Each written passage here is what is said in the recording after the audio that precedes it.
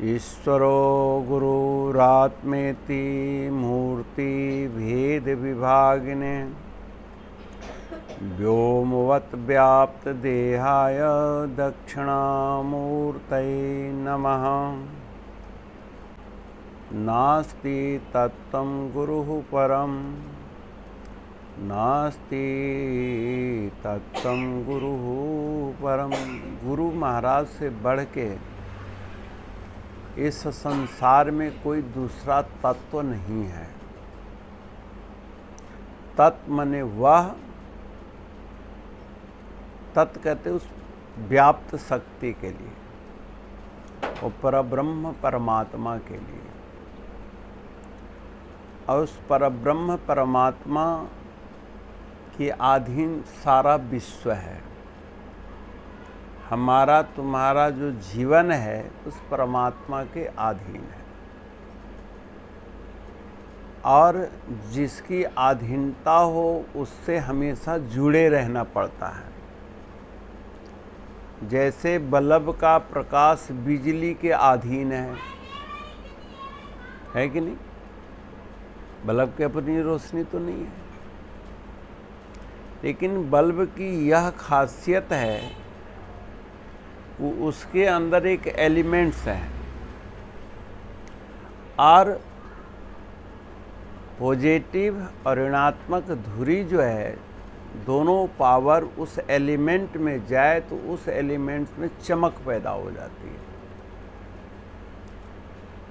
और किस एलिमेंट्स में कितनी ताकत है उसी को हम वोल्टेज से मानदंड देते हैं। 5 वोल्ट का है, 10 वोल्ट का है, 100 का है, 1000 का है। अगर बिजली की तार बिना एलिमेंट के जुड़ जाए तो स्पार्क हो जाता है। आपने सुना होगा बड़े बड़े शोरूमों में जो स्पार्क हो गया, आग लग गई।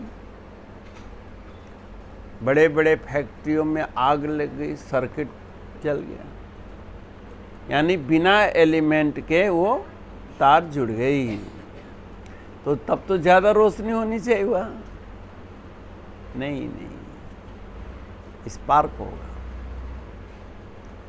तो श्रद्धा और भक्ति 2 एलिमेंट्स हैं हर एक के हृदय में। श्रद्धा कहते हैं आंतरिक समर्पित भावना को। तुम हर वक्त उस परब्रह्म परमात्मा के लिए विचार करते हो कि काश परमात्मा एक दफ़ा दर्शन दे दे तो मैं क्या बर्ताव करूँगा। परमात्मा जब वाकई मुझे मिल जाए तो हम कैसे उसके आगे पेश होंगे,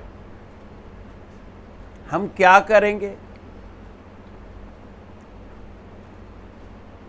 तो मिलने से पहले मिलने के बाद की तैयारी करनी पड़ती है कि नहीं? महाराज जी सुनाते थे कि एक संत गुफा में बैठकर रोज भगवान के दर्शन करते थे। भगवान के दर्शन का मतलब है संकल्प विकल्प से रहित अवस्था, निर्विकल्प, बिना किसी कल्पना के, बिना किसी इच्छा के वो टिक जाते थे। जैसे कल मैंने आप लोगों से कहा था कि भजन करते करते लोग कहते हैं कि महाराज 10 मिनट 5 मिनट में मन उचट जाता है, मन बोर हो जाता है, इसलिए ध्यान से मन उब जाने के कारण उठ जाता हूँ, मन करता ही नहीं भजन करने का। तो दरअसल में तुम्हारा मन भजन में लगा ही नहीं। भजन करने की तैयारी में तो तुम बैठे पर मन भजन में नहीं लगा, इसलिए तुम उचट गए। तुम रात में सोने के लिए बिस्तरा पर चले जाओ। बिस्तरा काहे के लिए है? एक लेटने के लिए, जिसको नींद के आसन कहते हैं, निद्रासन। जिसको शवासन भी कहते हैं। तो निद्रासन में क्या है कि खाना खाने के बाद दरवाज़ा अंदर से बंद, पूरा सेफ हो जाओ कि मेरे सो जाने के बाद कोई भी अवांछित व्यक्ति आकर घर से कोई सामान न ले जाए, चुरा न ले। तो आप दरवाज़ा अंदर से बंद कर देते हो और निश्चिंत होकर के अपने बिस्तर पर जाते हो और संकल्प विकल्प की अत्यंता निवृत्ति हो जाती है। फिर तुम निद्रा के आगोश में चले जाते हो। अगर लेटते ही गहरी नींद आ जाए और सुबह 4-5 बजे नींद खुले तो 6-7 घंटा क्या लेटे लेटे तुम बोर होते हो? कोई बोरियत नहीं होती, बल्कि आनंद आता है कि हमने बहुत गहरी नींद आई, सुसुप्त अवस्था में चला गया। अब मान लो तुम अच्छे अच्छे गदेले पर लेट गए और नींद ना आ रही हो, करवट पर करवट बदल रहे हो, तो तुम्हें 1-2 घंटा चरपाई पर लेटे रहना बहुत भारी पड़ जाता है, बेचैनी हो जाती है, घबराहट हो जाती है। क्यों? कि तुम नींद के लिए सोए तो सही पर नींद आई नहीं। और नींद आने का मतलब है बेखबर, बेसुध हो जाना।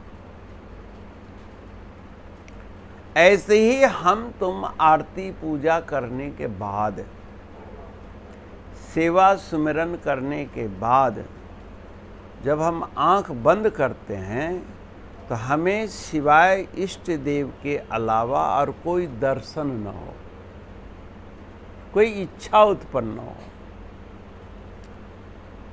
और उसमें अगर तुम 2-4 मिनट बैठो तो उस ध्यान की इतनी गहराई में चले जाओ, इतनी गहराई में चले जाओ कि तुम्हें बैठे रहने का एहसास ही भूल जाएगा। 10 मिनट 5 मिनट जो अभी बैठना मुश्किल हो जाता है, फिर तुम घंटों बैठे रहोगे तो तुम्हें पता ही नहीं लगेगा। वह समय काल निरपेक्ष अवस्था कहलाती है। बच्चे मन लगा के पढ़ें, कोई इंटरेस्टेड रुचिकर सब्जेक्ट पढ़ें तो पढ़ते पढ़ते घंटों बीत जाता है, उनका समय पता ही नहीं लगता। क्योंकि हर पंक्ति पढ़ने के बाद वो समझ में आ रही हो तो बच्चा मन लगता है। और अगर कंफ्यूज हो रहा है, खाली रीडिंग तो कर रहा है, शब्दार्थ उसको समझ में ना आ रहा हो, तो वो पढ़ना बोरियत हो जाएगी, थक जाता है। हम लोग महाराज जी से मिलने के बाद सोचते हैं कि ये करें, नहीं, वो कल्पना पहले से जगाओ। हमने जो अब तक सेवा नहीं करी है, हम क्या कर सकते हैं? जो अभी तक हमने नहीं समझा वो क्या समझ सकते हैं? ये जिज्ञासा होगी तब तो एक ललक होनी चाहिए कि परम पिता परमात्मा किस रूप में दर्शन देगा। तो अब भक्त कहता है कि चतुर्भुज नारायण में दर्शन रूप में दर्शन देंगे, कोई तो कहता है राम लक्ष्मण के रूप में दर्शन देंगे। यानी जिस रूप में भगवान इस धरा पर प्रकट हुए हैं और धर्म का उपदेश किया है, धर्म का आचरण किया है, वो विग्रह हमारे सामने आता है और आना चाहिए। लेकिन उन विग्रहों में भी बड़ी असमानता है। राम जी के ये हजारों चित्रकार हजारों ढंग से फोटो बना दिए, लेकिन हमारे यहाँ सगुण और निर्गुण, निर्गुण यानी जो शरीर में अब नहीं है, उनकी महिमा है हमारे आगे। अब उस महिमा के अनुरूप ध्यान कैसे किया जाए, बड़ा मुश्किल है। तो हमारे यहाँ कहा कि वही परब्रह्म परमात्मा सद्गुरु रूप में दर्शन देते हैं। क्यों? कि गुरुर्ब्रह्मा गुरुर्विष्णु गुरुर्देवो महेश्वरा गुरुः साक्षात् परब्रह्म तस्मै श्री गुरुवे नमः। ऐसे सद्गुरु को हम नमस्कार करते हैं।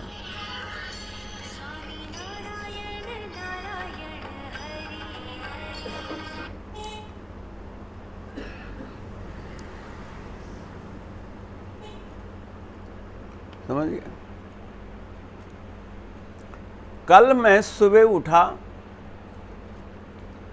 तो मैं स्वामी जी महाराज की तपस्थली चला गया। 1958 में स्वामी जी महाराज तुम्हारे बरेली में सबसे पहले आए थे और अलकनाथ मंदिर में आए थे। रेलवे कॉलोनी हवाई अड्डा के क्षेत्र में जो शहीदी गेट है अभी, वहाँ पर विशाल मंदिर है लाइन के किनारे। वो मंदिर अभी निर्माणाधीन था। भक्तों ने सोचा यहाँ मंदिर बनाया जाए। वहाँ 1100 पिंडी है, छोटी छोटी, देखे हो ना। वो स्वामी जी महाराज के हाथों से स्थापित है।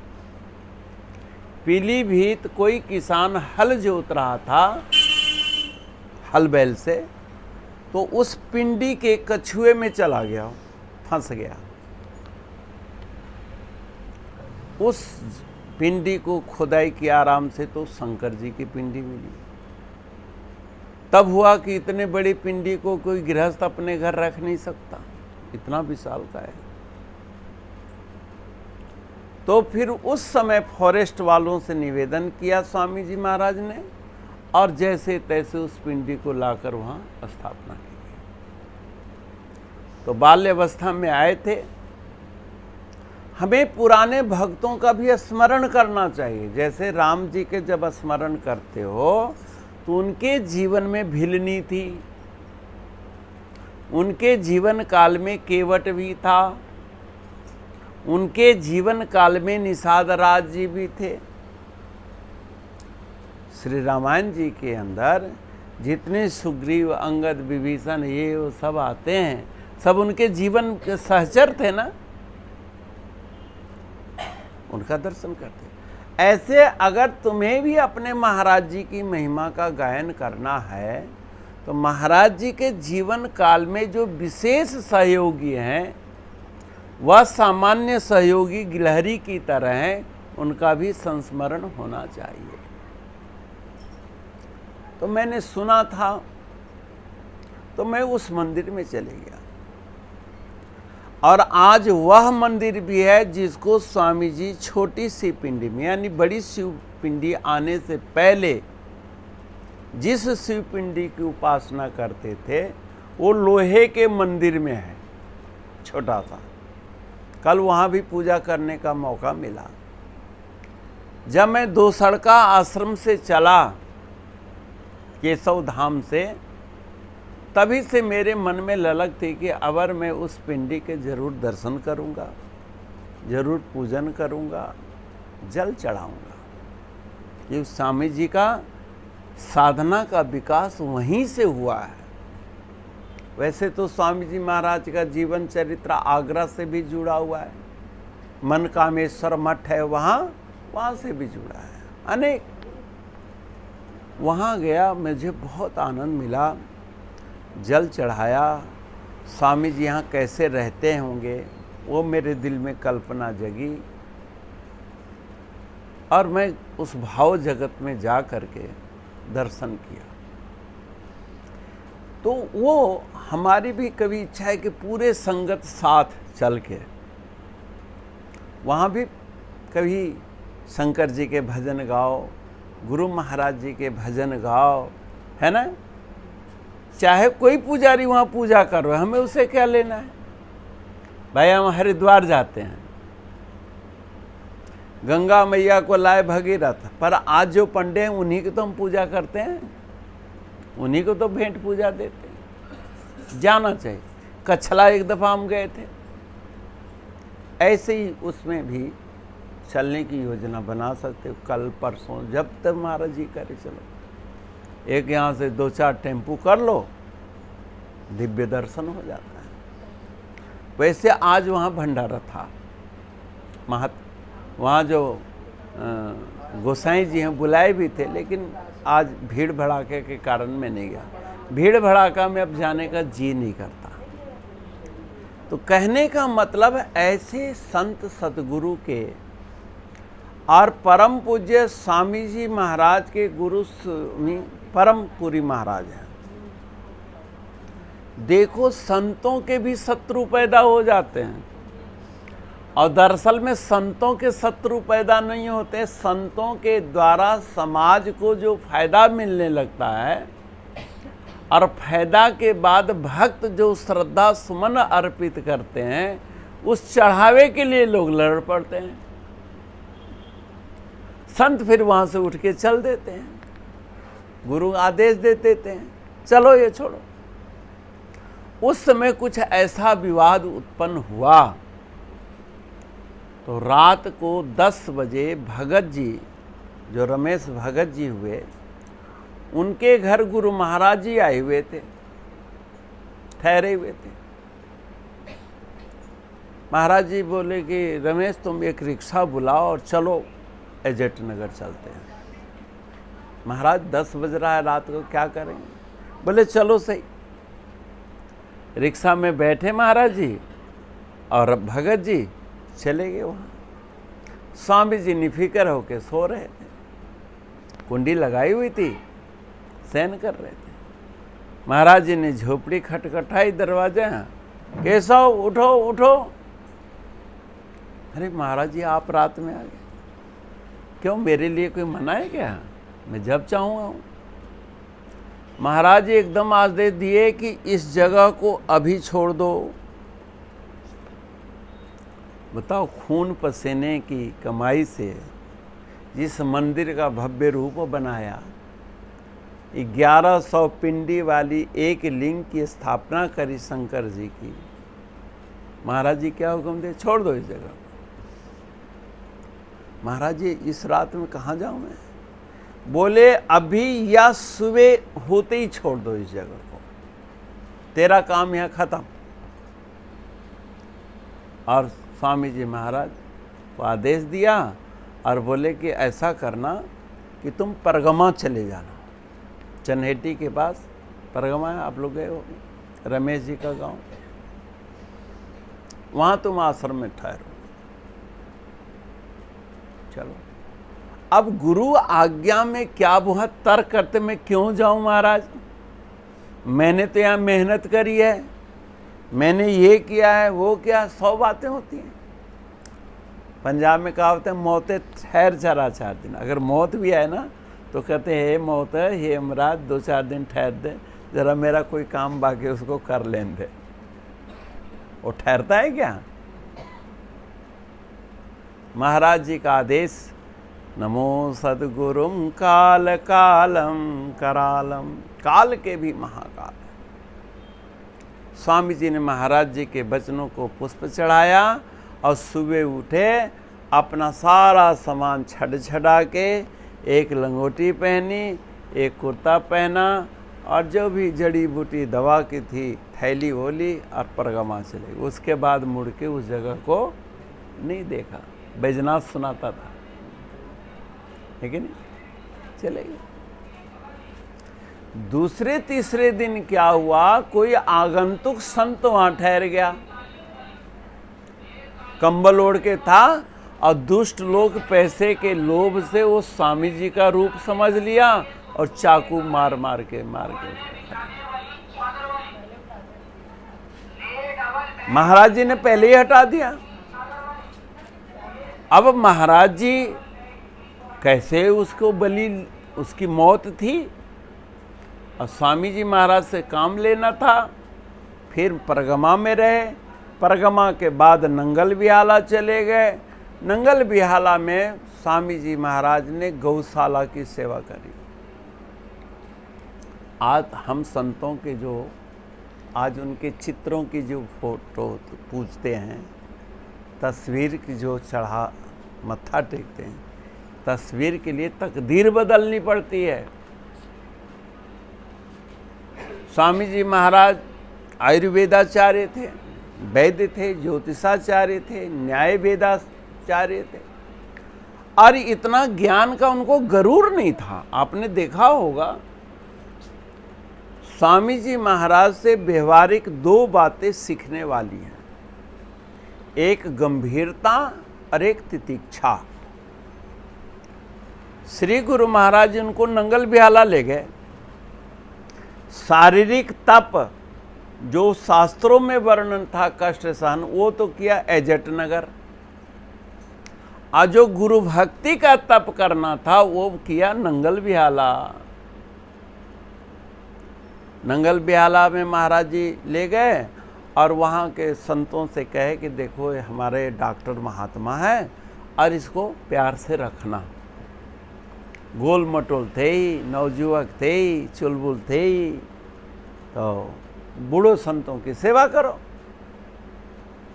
अब जो वहाँ बुजुर्ग संत गौशाला की सेवा में लगे थे, बोले अच्छा पला पलाया मुंडा मिल गया है, चलो इसको गौशाला में लगा दो। और महाराज जी ने हुक्म दिया था कि संत लोग जो आदेश दें वो करना। गौशाला की सेवा मिल गई। अब गौशाला की ऐसे सेवा करी जैसे राजा दिलीप ने गौ माता की सेवा करी, कामधेनु की। गाय खाना खाए तो खाते थे, पानी पिला कर तो पीते थे, गौ को बैठा के आप बैठते थे, ऐसे उनकी कथा आती है। स्वामी जी महाराज गौओं के अनन्य भक्त थे, अनन्य सेवा करते, और गोबर मूत्र करते करते ये अंगुलियां गल गई थी। स्वामी जी महाराज खुद मुझे बताए कि मेरी अंगुलियां एक एक सुत गहरी हो गई। पानी लग जाता है ना, कि देखा होगा तुमने, तो मुर्दा शंख एक पाउडर होता है, नारियल के तेल में घोल के उसको लगाते हैं तो अंगुली सफेद हो जाती है।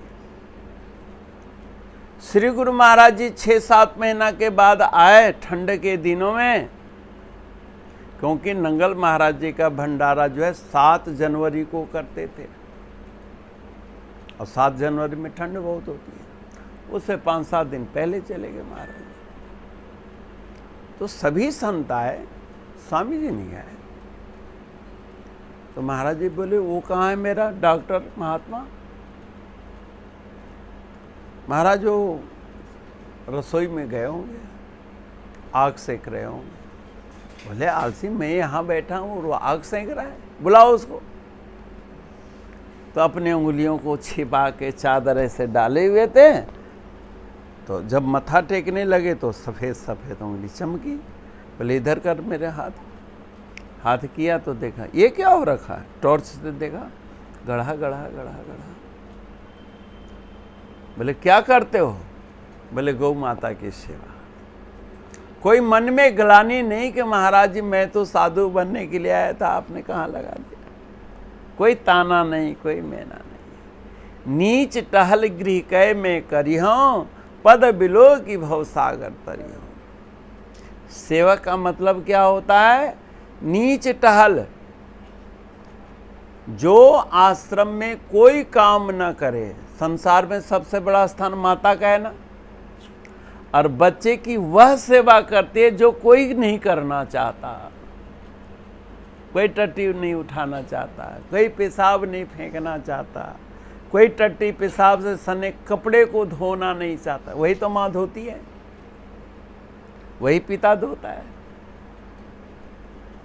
यानी अपने इष्ट देव के लिए, अपने संतान के लिए, अपने संसार के लिए, अपने समाज के लिए जो भलाई बुराई सुन करके भी जो सेवा में तन्मय रहता है वही महान बनता है। इसका जीता जागता प्रमाण परम पूज्य स्वामी जी महाराज, जिनके संरक्षण में हम लोग रहे, जिनके आदेश से ये रक्षा पर्व हम लोग मनाने की तैयारी कर रहे हैं।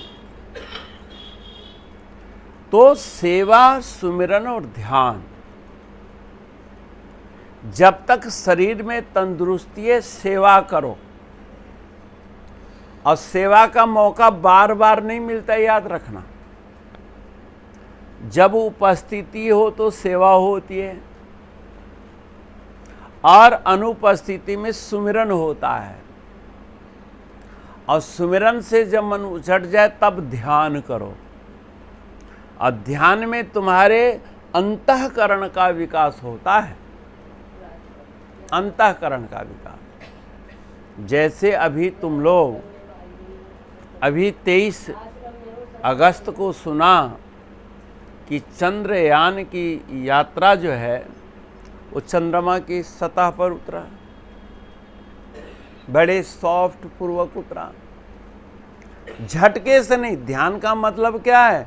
प्रभु के चरणों में इतना सॉफ्ट लैंड करो, हठ योग नहीं, जिद्दोजहद से मन को परमात्मा के चरणों में बैठाओगे तो क्रैश कर जाएगा। जैसे चंद्रमा टू क्रैश करके क्या ऊपर से दम से गिरी है, और जितना धीरे धीरे उतरते हुए देखा ना तुमने, हमने भी देखा। ऐसे ही धीरे धीरे रे मना, धीरे सब कुछ होए, माली सींचे सौगड़ा, ऋतु आए फल होए। परम पिता परमात्मा का दर्शन धीरे धीरे होता है। धीरे धीरे बुद्धि को, मन को अतर्क करके परमात्मा के सद्गुरु के चरणों में लगाओ। अरे सद्गुरु भक्ति के माध्यम से ही उस अद्वैत की सिद्धि, वो पर ब्रह्म परमात्मा की प्राप्ति का जो सूत्र है, ये इस गुरु घर में आपको सीख दी जाती है। इस श्रावण महीना है, इस श्रावण में श्री गुरु महाराज जी को भी शंकर रूप में पूजा करते थे। श्री परमपुरी महाराज जब गोंडा में थे तो वहाँ पर तुमने कहीं देखा होगा, बाघंबर ओढ़े हुए महाराज जी के जुआ शरीर है। स्वामी सार शब्दानंद जी जो रजौरी गार्डन दिल्ली वाले थे, जो सार शब्द मिशन वाले, और महाराज जी दोनों एक साथ बैठे। महाराज जी शिव रूप में बैठते थे। तो महाराज जी ने कहा भक्तों से, देखो, एक सुबह 5 बजे गड़बी पानी लाओ लोटा, कोई 6 बजे लाओ, ऐसा हम शंकर नहीं बनते हैं। तुमको जितना जल चढ़ाना है एक ड्रम में रख दो, एक घड़ा में रख दो। लोग अपने लुटिया में पानी लाते थे, उस घड़ा में भर देते थे, घड़े में भर देते थे। और महाराज जी के एक नियत टाइम था, और फिर उपस्थित जल को अपने स्नान कर लेते थे। सब भक्तों के तरफ से उस जलाभिषेक हो जाता था। फिर फल बेलपत्री भी चढ़ाते थे महाराज जी के ऊपर। एक दफा उस गांव में कुछ अपवाद उठा, बाबा पता नहीं कोई है, ढोंगी है, पाखंडी है, सबको लूट लुटा के ले जाएगा, पता नहीं चोरी है, जारी है, क्या है। महाराज जी के कान तक ये बात पहुंच गई कि लोग मुझे लुटेरा समझते हैं। महाराज जी ने विचार किया कि भक्तों का मन तो मैंने पहले ही लूट लिया है, लेकिन इन भक्तों के मन के भी शंका समाधान कर ही देना चाहिए। संध्या काल के सत्संग हो रहा था चौराहे पर, तो उसमें कुछ निंदक भी बैठे थे। सार्वजनिक स्थान का फायदा होता है सत्संग में, उसमें निंदक भी होते हैं और भक्त भी होते हैं। निंदकों को भक्त बनाना होता है और भक्तों को और पुष्ट करना होता है, ये लक्ष्य है साधना का। महाराज जी बैठे बैठे कहते हैं, आदमियों से कहा जाओ इतना ले आओ, इतना ले आओ, पैसे कह दिया। लोग गए, चांदी के सिक्के नोट जो भी था महाराज जी के सिर पर डाल दिए। अब माताएं चुप करके बैठे रही। पैसा तो सब आदमियों के पास होता था पहले, पर्स नहीं होता था पहले माताओं के पास। फिर महाराज जी ने कहा, माताओं तुम क्या देखते हो, तुम्हारे पास कुछ नहीं है, तुम्हारे पास गहना है, जाओ सब अपना अपना गहना लाओ और मेरे सिर पर चढ़ा दो। अब सब माताएं गई, जिससे जो बना वो चढ़ा दिया। कोई यहाँ लटका है, कोई यहाँ लटका है, कोई कुर्ता में लटक गया, कोई कहीं लटक गया। तो एक हनुमान भगत थे गांव के, तो बोले कि क्या देखते हो, ये सब थैला भरो और चलो। सबके सामने थैला भरा, गहने का भी, पैसा का भी, और वहाँ से महाराज जी उठ के चले गए। बोले प्रसाद है, आपस में बांट लो। प्रसाद बांट लिया।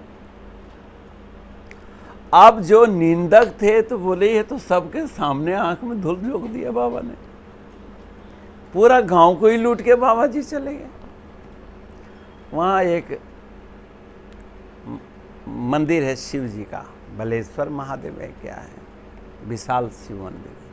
वहाँ एक कमरे में ठहर गए। एक दिन बीता और जो दिए थे वो कहे अहो भाग्य कि महाराज जी को हमने समर्पण किया। जैसे तिरुपति बालाजी में स्वर्ण दान करके कोई पछताता नहीं, वहाँ अहो भाग्य मनाते हैं। महाराज जी को भी चढ़ा के सब खुश थे, शुक्र है हम दे दिए। और जो निंदक थे वो मन ही मन पकौड़े पकाने लगे कुछ और। वो भांग का पकौड़ा अहंकार, घृणा, द्वेष में फंस गए, नशा में। अब गुरु महाराज जी इतना पैसा क्या करते? महाराज जी को पैसे की जरूरत थी नहीं। उन दिनों में आश्रम भी नहीं बना था कि जहाँ पैसे लगाए जाएं। फिर भक्तों को कहा उन सब भक्तों को और माताओं को बुला करके लाओ। और जो थैला में गहना और पैसा भरा पड़ा था, महाराज जी अपने कमरे में बैठ गए और बोले थैला को उलट दो मेरे सिर पर। और उलट दिया। अब उन भक्तों को से कहा कि जिसने एक गहना चढ़ाया वो 10 गहना उठा के ले जाओ, जिसने 1 रुपया चढ़ाया वो 10 रुपये उठाओ। मैं लुटेरा हूँ, मैं चोर हूँ, मैं भगोड़ा हूँ, मैं क्या हूँ? नहीं नहीं महाराज, ये तो हमारा सौभाग्य कि हमने आपको समर्पित किया है। ये प्रत्यक्ष घटना है, श्री गुरु महाराज जी के मुख से सुनी हुई बात है। और वहाँ एक राम अनुज जी थे भक्त, वो महाराज जी के एक लंगोटिया यार की तरह थे। वो सब लीला देखने वाले, अब कोई बिरला बुजुर्ग बचा होगा।